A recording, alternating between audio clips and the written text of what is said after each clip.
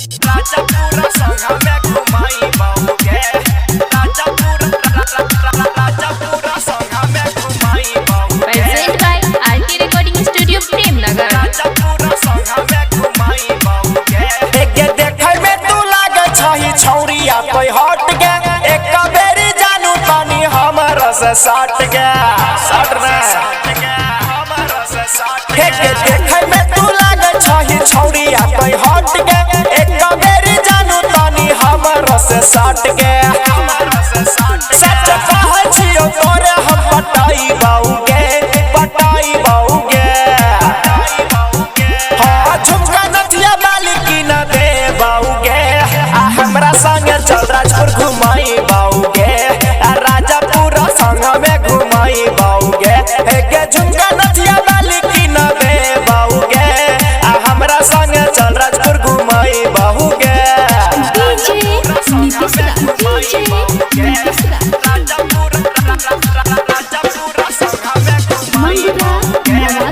मंगुरा नवादा राजापुरा संग में घुमाई बाऊगे हां साचो में रानी लागै छ तू पारी राजपुर के होटल में खुएबो पानी पूरी खाया भार पेट के हां तोरा से कम नहीं छी हम ये सबाट के बातों के छौरिया तो कान में साट गे तोरे खातिर मम्मी पापा के भुलाई बाऊगे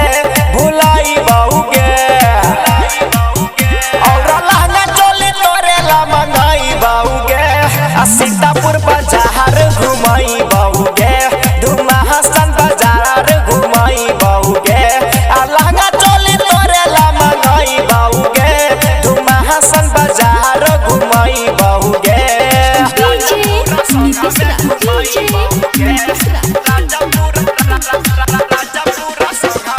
music director DJ Rakesh Raj Premnagar मोहतरी नेपाल हगे शॉपिंग के भार उठैबो हम सब के हमारा से कॉले न छौरिया वाला भगे हलन कते तरसावे जते हर रोस्टर मुकेश पकल विश्वास के कहियो न टूटे देबौ तो हरियास के राजा मनोज के साथ में